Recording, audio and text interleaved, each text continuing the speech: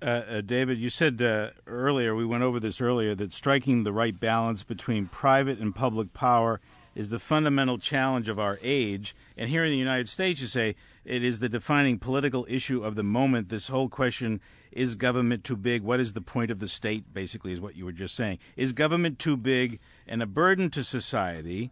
Is it too ineffective a protector of average people? Is that what it's designed for? Has it been co-opted by big business and moneyed interests?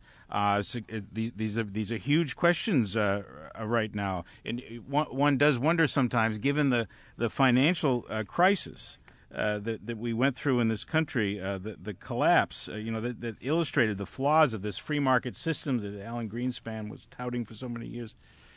Why more people aren't concerned about the role of the state in regulating these big corporations, or the big corporations feel that they can just behave as they wish because they are so global in scale? Well, look, I mean, I think this is the issue that's at the center of this year's election. You've got President Obama saying it's about fairness. You've got the presidential candidate, Republican candidate Mitt Romney, saying that it's about getting governments off the back of the people and letting the markets do their thing. This is a kind of an echo of a lot of the conversations we've had in the past. I think the reality, if we want to be, open about this and sort of set aside our partisan biases, however, is that both Mitt Romney and Barack Obama are products of a system in which they are heavily dependent on funding from big companies, where to run for president you've got to raise $700 or $800 million. You can't do that unless you're turning to the richest and most economically powerful Americans, and they don't write a check and expect nothing in return. And so, they influence the outcomes here, and we've ended up with a system in which corporations have used our corrupt campaign finance system and lobbying and the revolving door and the power of the press and the ability to go and buy ads and run political policy campaigns and all of the tools in the toolbox to actually deliver us to a place where Citizens United is now the law of the land, where the tax code favors people who are moving capital around rather than people who are working for a living, and where inequality is growing. And that's, this is a problem. And I think, the problem is, you turn on the political debate and it's cartoonish.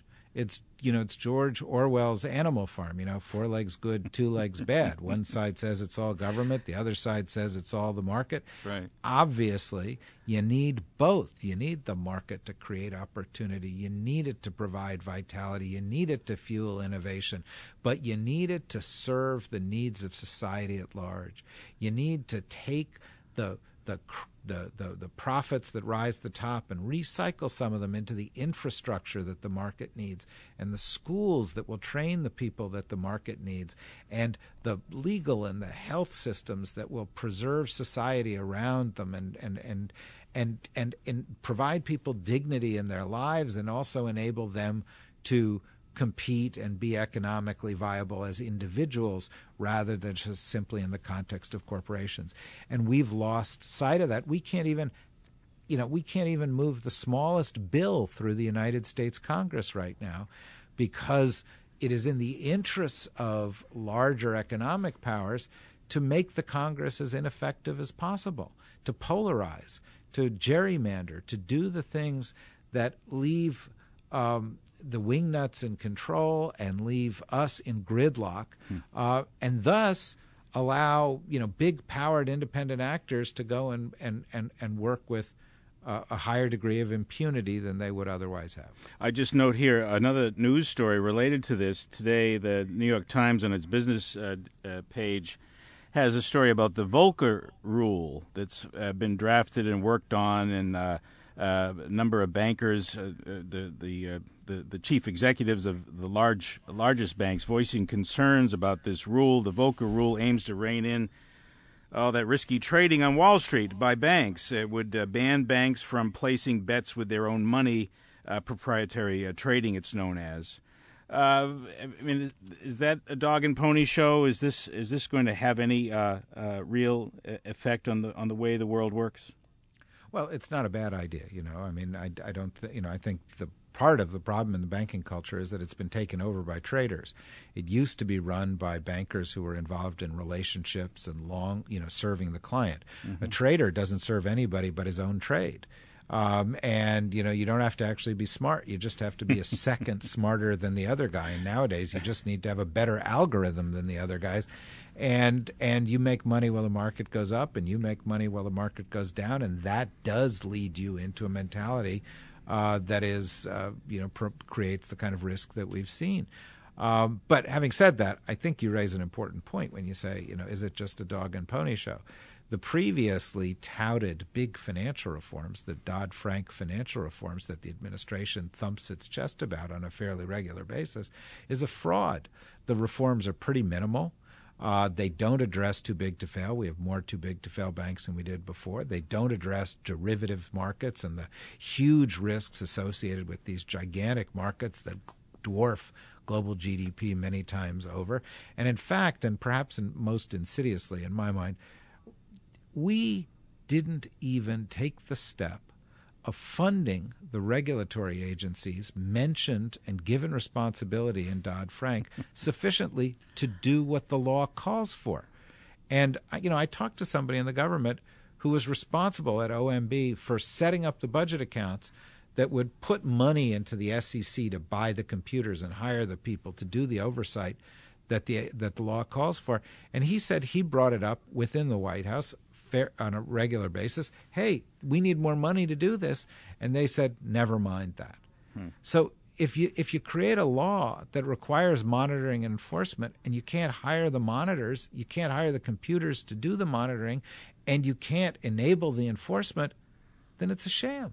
It's a sham, and we go back to where we were. Am I right? We return to all this. We're going to see all these same practices that brought along the crisis to begin with.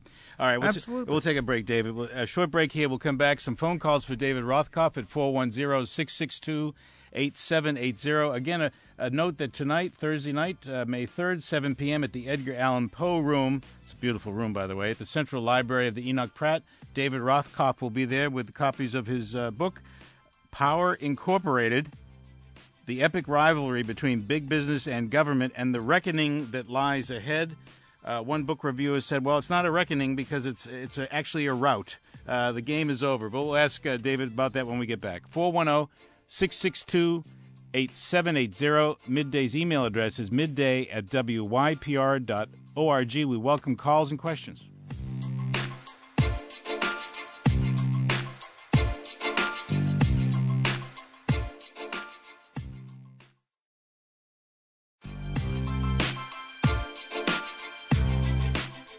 We mentioned Walmart at the outset of the show having a higher GDP than all but 25 countries, 2.1 million employees, outnumbering the populations of almost 100 nations. The world's largest investment manager, a low-profile New York company named BlackRock, manages $3.5 trillion in assets, greater than the national reserves of any country on the planet. I'm quoting here again from David Rothkopf's book, Power Incorporated. David, here's a call from Edward right here in Baltimore. Edward, thank you for calling Midday. Thank you, Dan. Yes, go right ahead, Edward. Yes, I'm originally from Tanzania, East Africa, and this problem is very, very real because, like in my country, we have enormous natural resources like gold and diamonds. But the problem, the challenge which Africa countries face, especially my country, is corruption. Like in my hometown village, there is this company from Canada called Barrick Gold Mine. They are polluting environments. All the rivers are now flooded with cyanide from processing plants. Yet, no people in the government are taking any measures to stop the environment degradation.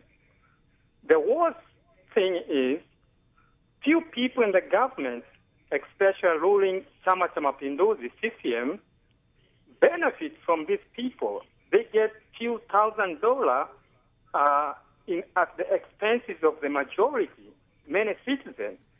Africa is a very rich continent. And the challenge, however, is how can these resources be used to enrich and alleviate all of its citizens from poverty? Edward, thank you. Let's get David to respond to that. As a very real example described by Edward from his home country, his home village, even. Well, and tragically, there are literally thousands and thousands of similar examples. I think he brings up a point that's exactly right, and it's why, again, one needs to have strong governments to balance out strong corporations. You want to be able to take advantage of the technology and capital of the companies to be able to tap into those resources, but you want to make sure that they preserve the environment, act within the law, don't take advantage of citizens, create wealth, and provide a kind of return for the country in exchange for their natural resources. And in most countries, particularly in resource-based industries, this isn't what you see happening because the paydays are so big and it's easy for there to be a little spillage that goes a long way with high-level governments, officials, and this is what promotes this, this kind of corruption. I think, you can ask yourself, are companies fundamentally bad? And I think the answer to that is no. Companies are what they are. They serve their shareholders. They seek profits. To expect them to do that in a way that maximizes the public good is to expect them to do what's not in their nature or in their mandate or even legal for them, because a company is legally prohibited from going and doing things that might not be in the interests of the shareholders just because it happens to be in the interests of everybody else in society. So it needs to be counterbalanced, and that's what we're missing. Now, I think there's, we're heading in an interesting direction in this, because of course we've gone from a world in which, the past, most of the 20th century was a struggle between a leave it to the government approach in the Soviet Union and a leave it to the markets approach in the U.S., to a brief moment where we thought that it had all been resolved and American capitalism had won. And now we find ourselves in a different situation where there is a new competition, and it's a competition among different forms of capitalism that have a different balance. And whether it's Euro capitalism or capitalism with Chinese characteristics or democratic development capitalism in India and Brazil, or small state entrepreneurial capitalism in Singapore, the United Arab Emirates, or Israel, the one thing that every other form of capitalism practiced outside the U.S. And by a lot of countries where the U.S. influence has a special influence have in common is that they have a bigger role for government than we do here, because they recognize that serving society is as least as worthy a goal as simply creating wealth. But it's all relative. The relative roles that the government plays in each of those new forms of differing forms of capitalism. Right, and in some places like China, you've got a mix. You've got state enterprises. You've got some private enterprises where the problem is that there isn't enough state regulation. But, we are very, easy to dismiss these things. Mm-hmm. Sometimes you listen to Mitt Romney and you think something terrible happened to him while he was in Europe doing his missionary work, because the worst thing he can call anything is European. And, of course, Europe's having its troubles. But in Northern Europe, the countries finish at the top of rankings in terms of quality of life, in terms of educational achievement, in terms of R&D spending, in terms of healthcare systems, in terms of healthcare results. And interestingly, they do all of that and also finish at the top of rankings of countries in terms of fiscal responsibility. So they're not just throwing good money after bad to achieve wacky socialist ends. They found a balance. And they're the ones creating jobs right now. Germany is creating jobs faster than we are. So I think we need to go and look at these models